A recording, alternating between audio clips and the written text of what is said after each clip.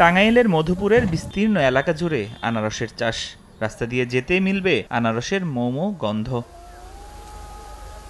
প্রায় ৮২ বছর ধরে আনারস চাষ হচ্ছে মধুপুরে।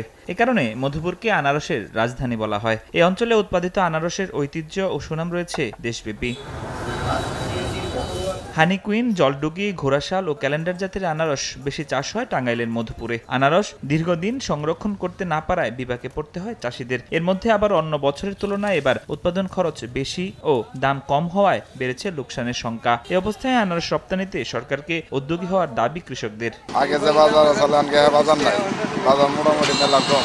গতবার এই ফলগুলো বিক্রি করছে আপনার 65 টাকা, 60 টাকা, 70 টাকা পর্যন্ত বাজার ছিল।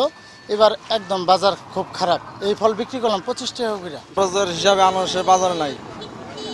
কাম করে খরচ তো প্রতি গাছের মধ্যে 20 টাকা করে হয়, 15 টাকা হয়।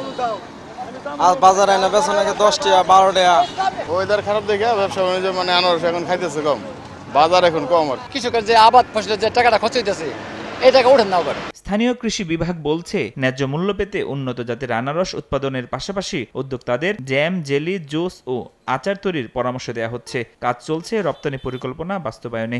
একসাথে উৎপাদিত পণ্য যাতে তারা প্রসেসিং করে, কোল্ড স্টোরেজ করে অথবা অন্যান্য প্রসেসিং করে, যাতে আনারসের জ্যাম, জেলি বা আরও অনেক কিছু আছে সেগুলোতে তারা যেতে পারে, সেজন্য আমরা কৃষি মন্ত্রণালয়ে কাজ করে যাচ্ছি। চলতি মৌসুমে জেলায় প্রায় ৭,০০০ হেক্টর জমিতে আনারস চাষ হয়েছে। এতে প্রায় ৩.৫ লাখ মেট্রিক টন আনারস উৎপাদন হবে বলে লক্ষ্যমাত্রা নির্ধারণ করেছে কৃষি বিভাগ। সময় সংবাদ, টাঙ্গাইল।